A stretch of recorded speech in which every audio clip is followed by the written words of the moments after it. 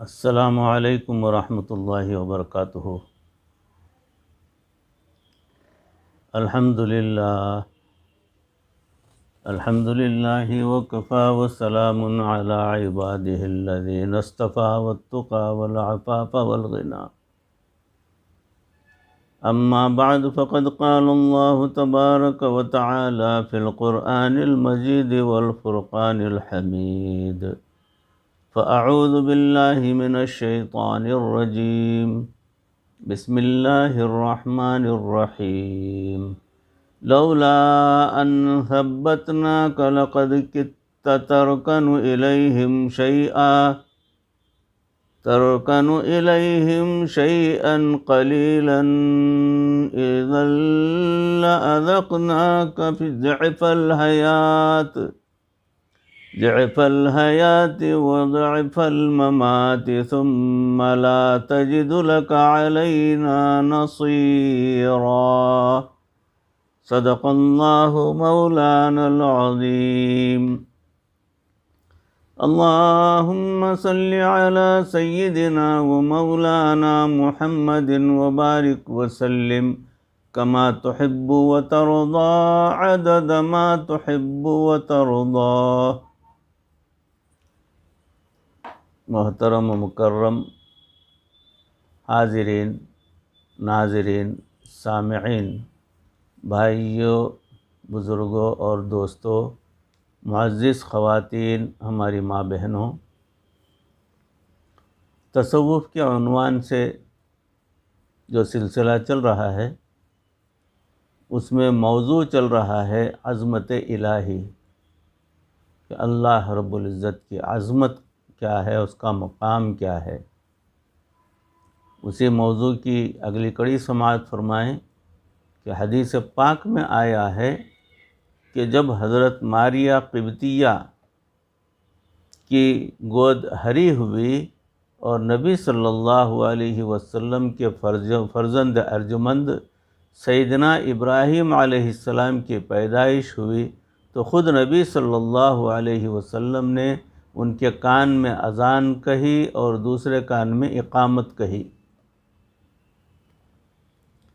اذان اور اقامت کے الفاظ کہاں سے شروع ہوتے ہیں؟ اللہ اکبر سے۔ تو بندے کے دونوں کانوں میں شریعت نے جو پیغام پہنچایا وہ کون سا تھا؟ اللہ اکبر، اللہ اکبر، اللہ تعالیٰ کی بڑائی کا پیغام پہنچایا۔ تو اس دنیا میں بچے کے کان میں جو سب سے پہلا پیغام پہنچایا جاتا ہے وہ اللہ رب العزت کی عظمت کا ہے۔ عجیب بات ہے کہ آج ہم اس بات کو بھولے پھرتے ہیں۔ اس پیغام میں ایک دو بار نہیں بلکہ 4 مرتبہ اللہ اکبر کہا گیا ہے۔ اللہ اکبر، اللہ اکبر، اللہ اکبر، اللہ اکبر، 4 مرتبہ کیوں کہا؟ علماء نے اس کا جواب لکھا۔ وہ فرماتے ہیں کہ یہ کائنات 4 عناصر سے مل کر بنی ہوئی ہے، آگ سے، پانی سے، ہوا سے اور مٹی سے۔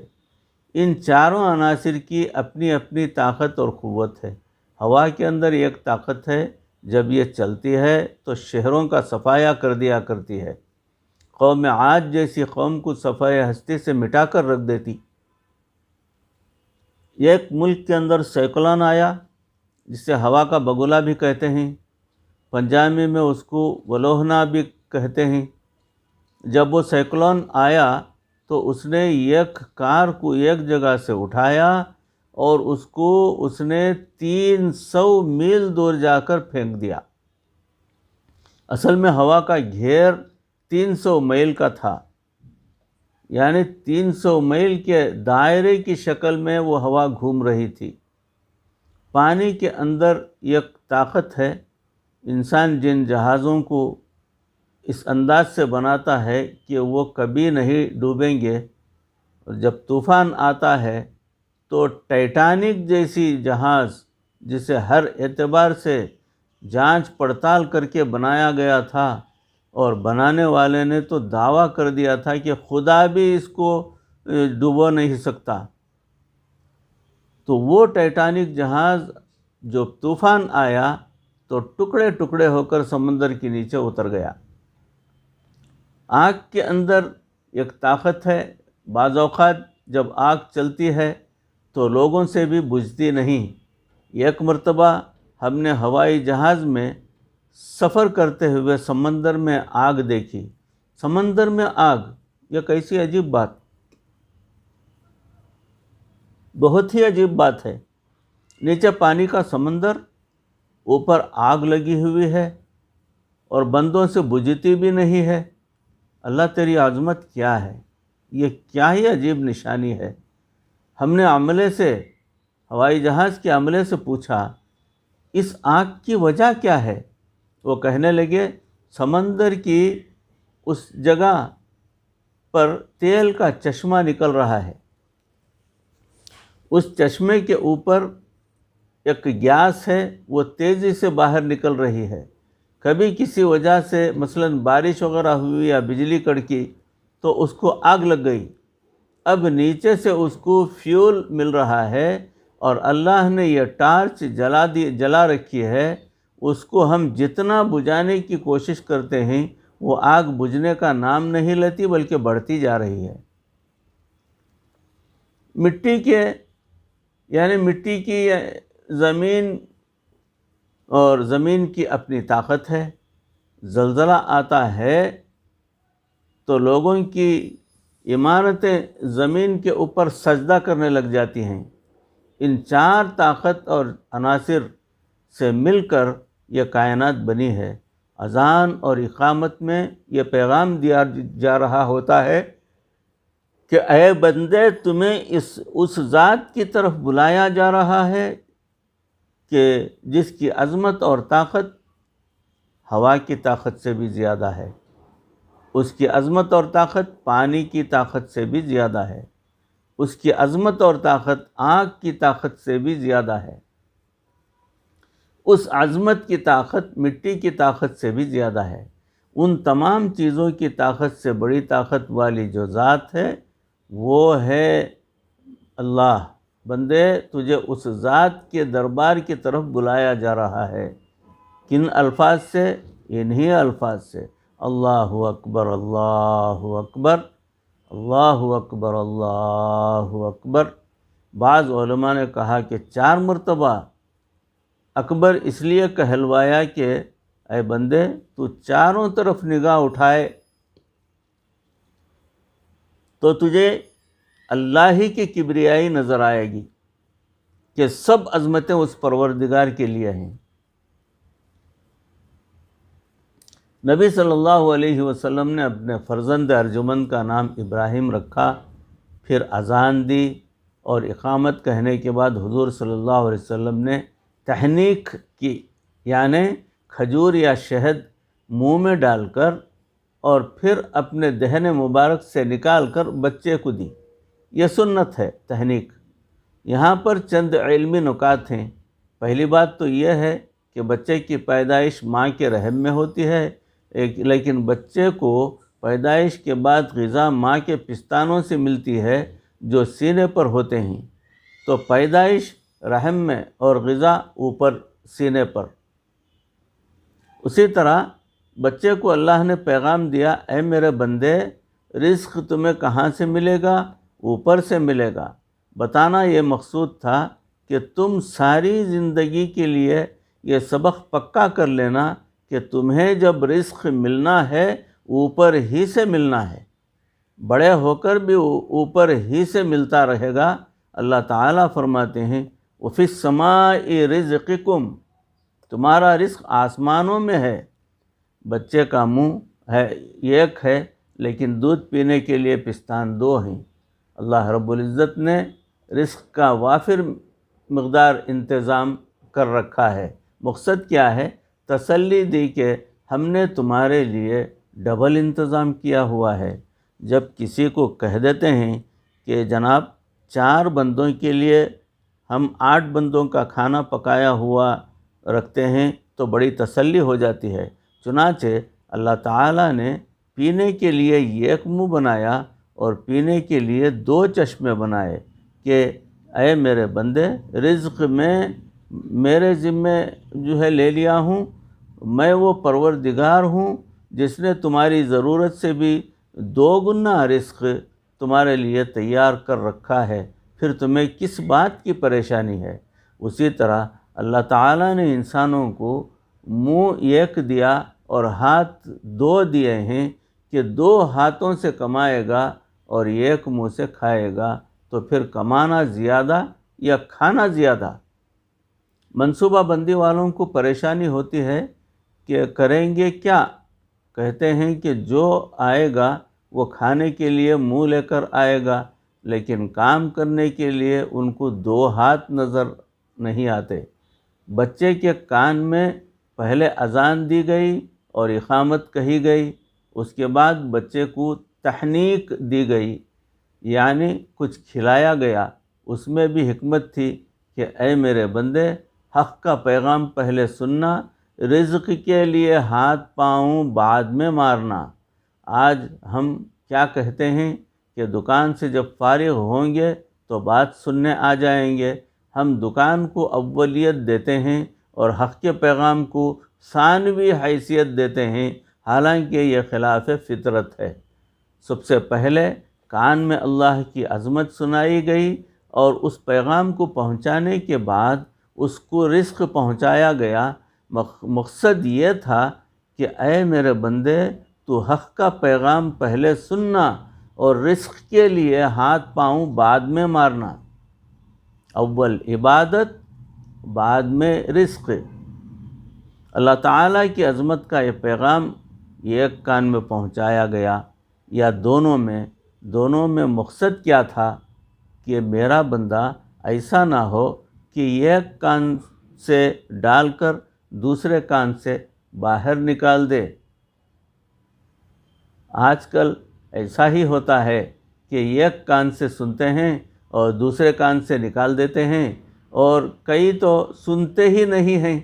ہمارے مرشد عالم رحمۃ اللہ علیہ جو ہے مجمع میں فرماتے تھے، او سن رہے ہو، پھر فرماتے تم نہیں سن رہے، یعنی توجہ حضرت کی طرف لوگوں کی مبذول کرانے کے لیے اس ٹائپ کے آواز، اس ٹائپ کے جملے سنایا کرتے تھے۔ واقعی بعض اوقات سن رہے ہوتے ہیں لیکن حقیقت میں نہیں سن رہے ہوتے ہیں۔ اس لیے دونوں کانوں سے سننے کی عادت ڈالو۔ مومن اور کافر میں یہی تو فرق ہوتا ہے کہ مومن سن کر مان لیتا ہے اور کافر دیکھ کر مانتا ہے۔ ان کو تو گویا عقل ہی نہیں ہوتی۔ کافر لوگ آخرت میں یہی تو کہیں گے، لو کننا نسمع او نعقل ما کننا فی اصحاب السعیر، اگر ہم سنتے اور عقل ہوتی تو ہم جہنم والوں میں سے نہ ہوتے۔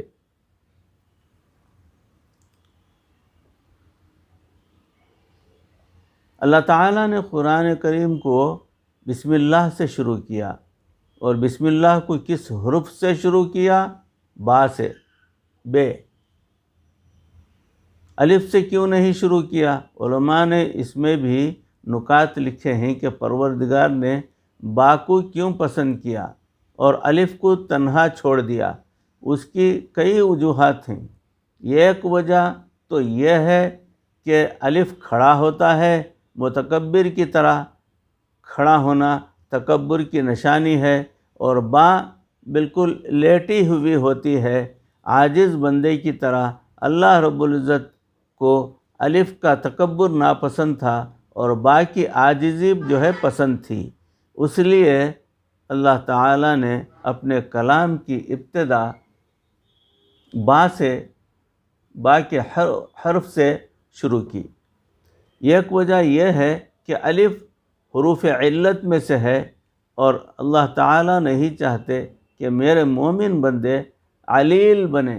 اس میں قرآن مجید کی ابتدا کے لیے وہ حرف پسند کیا جو حروف علت میں سے نہیں۔ اللہ تعالیٰ نے اپنے کلام کی ابتدا کرتے ہوئے با کو کس کے ساتھ جوڑا؟ با کو اسم کے ساتھ جوڑا۔ کس اسم کے ساتھ؟ اللہ کے لیے۔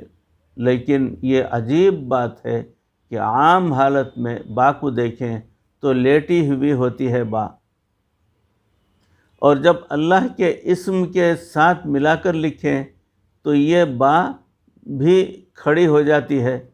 بسم اللہ کے اندر با کھڑی حالت میں لکھی جاتی ہے تو با الف تھی، لیٹی ہوئی پروردگار کو اس کی عاجزی پسند آ گئی اور اس نے اپنے نام کے ساتھ جوڑ دیا، مگر نام کے ساتھ جڑنے کی یہ برکت ہے کہ اللہ تعالیٰ نے اس لیٹی ہوئی با کو بھی کھڑا کر دیا۔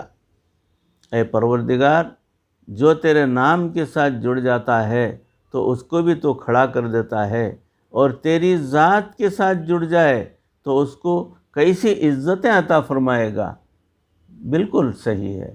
اس با کے اندر ایک پیغام لکھا ہوا ہے۔ دیکھیں، کئی حروف میں نقطے بھی ہوتے ہیں، ایک نقطہ خا کا اوپر بھی ہے لیکن وہ اس کے سر پر ہے، اور یہ ایک نقطہ جیم میں بھی ہے، وہ اس کے پیٹ میں ہے، اور ایک نقطہ با میں ہے مگر وہ اس کے نیچے ہے۔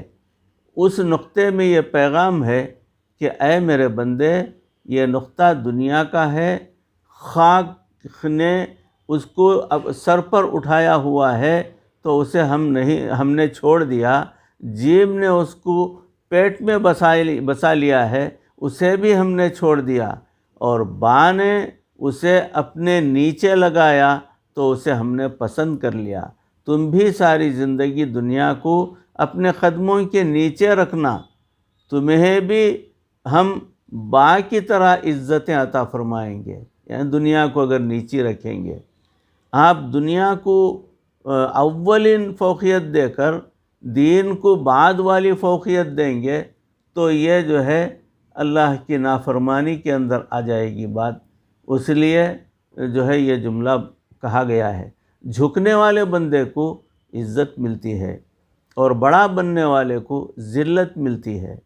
اس کی مثال یوں سمجھیے کہ ایک ہے انسان کا سر اور دوسرا جو ہے